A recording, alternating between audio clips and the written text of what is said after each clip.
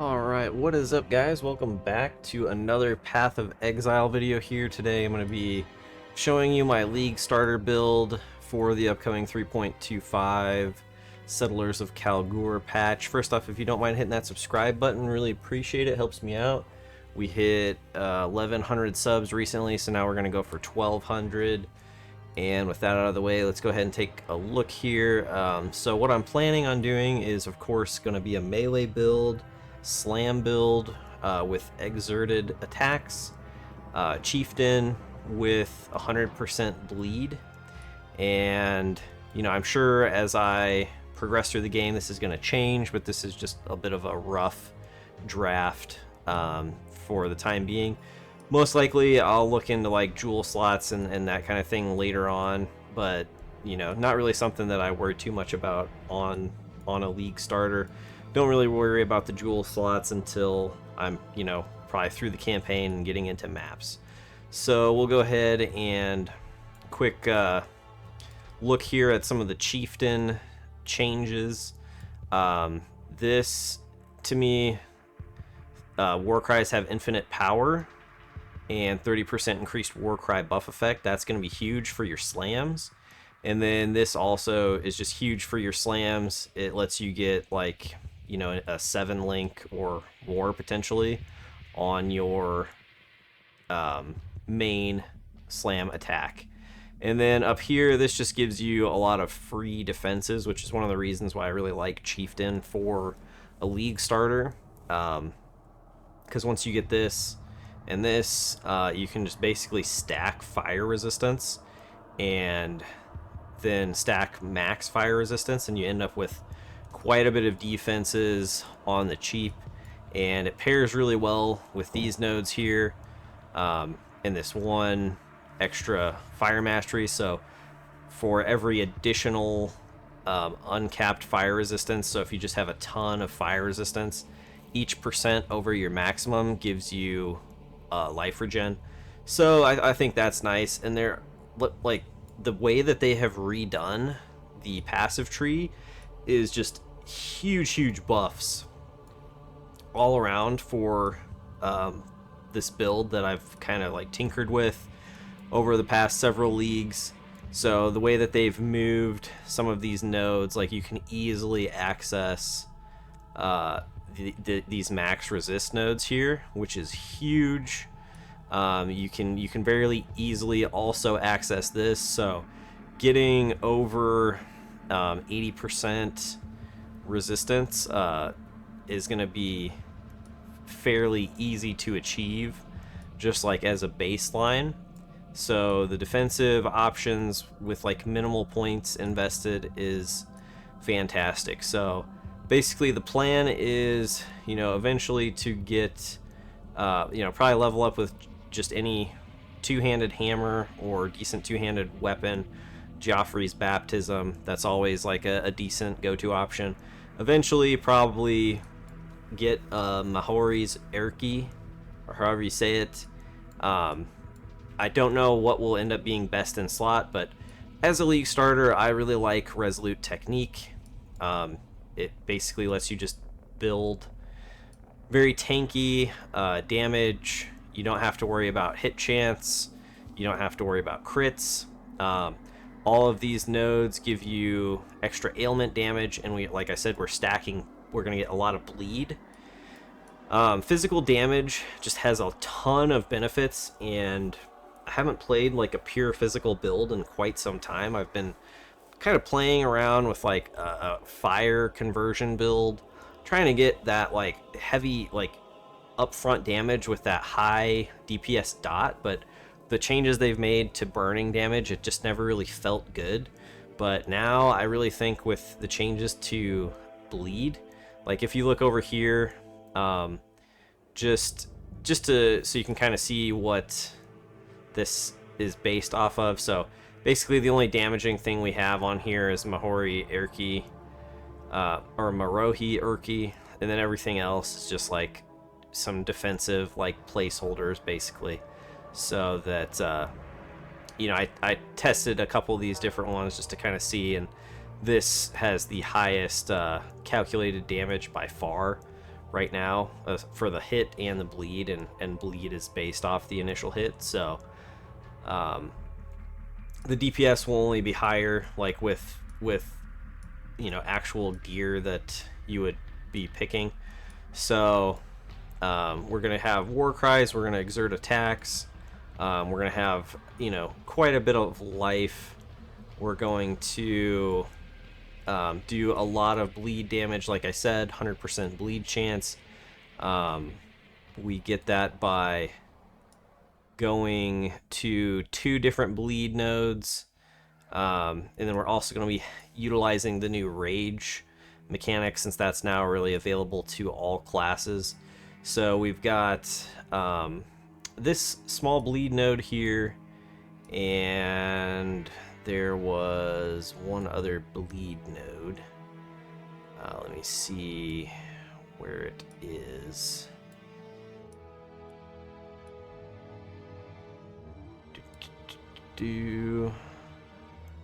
Right here. So we've got 30% chance. Oh, sorry, 3 bleed nodes. So this bleed node, and then this bleed node here.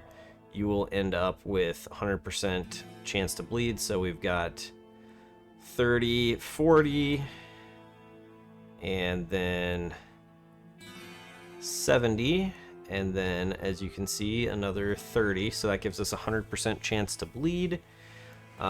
These just increase the bleed damage a little bit. The other nice thing about physical damage is it lets you utilize leech.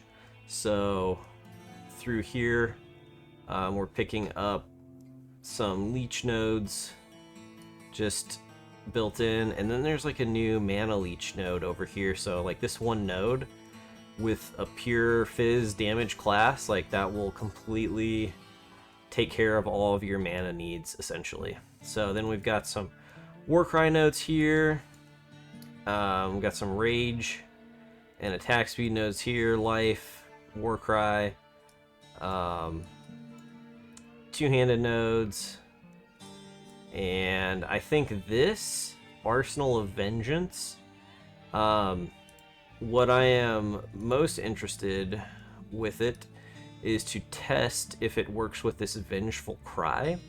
So this typically is only usable when you take a savage hit, but if it functions with this, well, I guess that says damaging retaliation skills.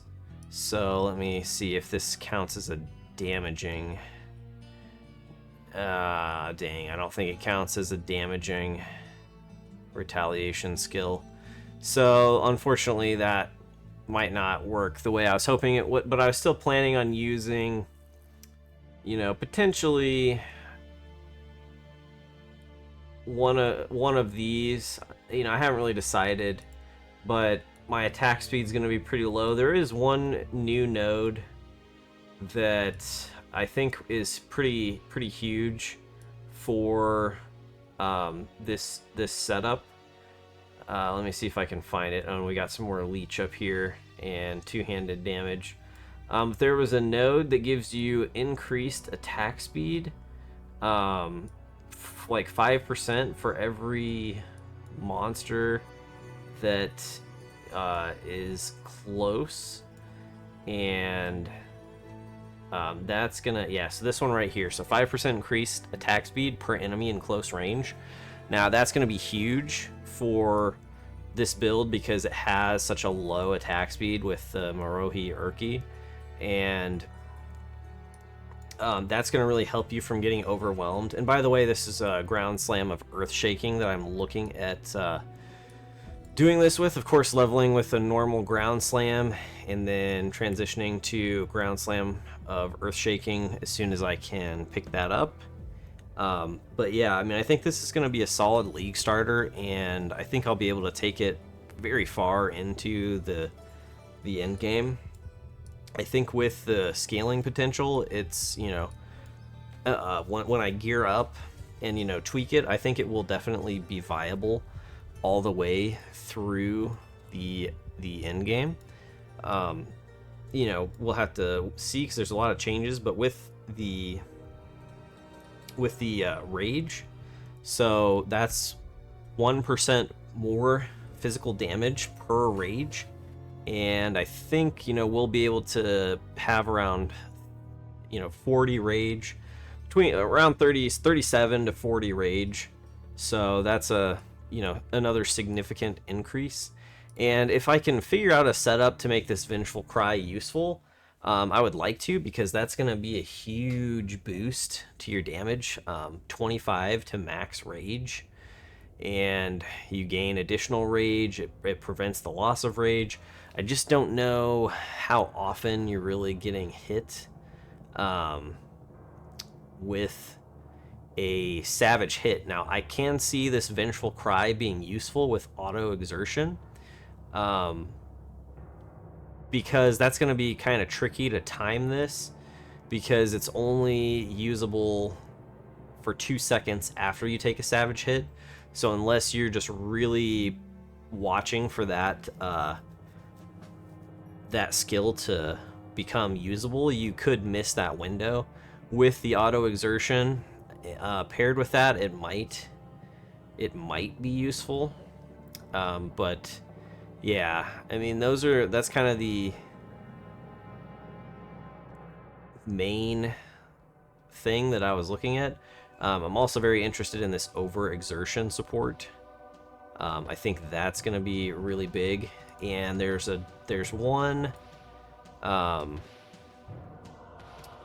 another node here, and I think it is a Warcry Mastery that, or possibly, no, sorry, it's a Bleed Mastery node. So 25% chance to aggravate bleeding on targets when you hit with an exerted attack. And basically every one of my attacks is going to be exerted. So I think that that's going to be fairly useful. I think that's going to be probably the best node of the Bleed Mastery options that I would be looking at picking up.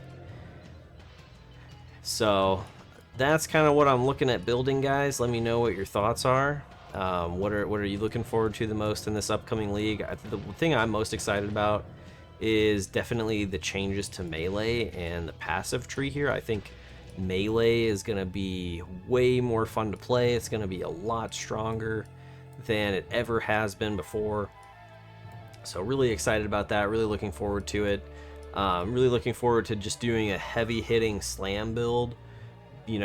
Almost pure, physical damage. We'll get a little bit of extra fire damage here. 40% of the time you have an extra 30% more damage as fire damage. I think for 2 points that's a decent pickup, but we'll see. I haven't really fully fleshed out what all my links will be, and it's always, when you're trying to get that 6th link, that can be the limiting factor. And for the Chieftain, you have to get it on your chest piece. So the benefit of that is that I can buy a cheap, a high damage, but the links and the sockets don't really matter on the Maul, on the Marohi Urki hammer, because we just need the 6 link on our chest because of this. So usually you can pick up a fairly okay 6 link chest piece that has semi decent stats on it, for fairly cheap, and then that'll give me a 7 link out the gate for damage, and that's really gonna I think be pretty huge, because the other thing that Fist of War does is it also boosts your damage with ailments, and so that's gonna boost the bleed damage as well. So I think this is gonna be really fun to play. I may try out one of these. I don't know which will be the best, because I don't need evasion won't really matter you know, this says it's 2,194% of base damage. So, I mean, that seems decent. Especially if you are using like a two-handed weapon along with this. Like, I think it's gonna make my... And the fact that it counts as a slam, so it's gonna benefit, like it can boost from the from this. So, you know, I think this is gonna be worth picking up, because like I don't, you know, this is basically designed around, you know, blocking, and you know, I think that could be very high damage, you know, especially it will help with clearing trash with the lower attack speed.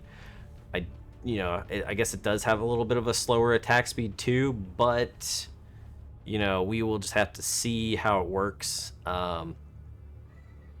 in practice. That's one thing, you know, you can theory craft as much as you want and things can look good on paper, but until you actually get in and test it out in game, it's, you know, it could be completely different. So thanks for tuning in, guys. Thanks for listening. Thanks for watching.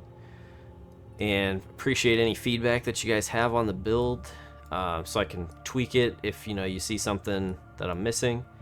And remember to give them the D.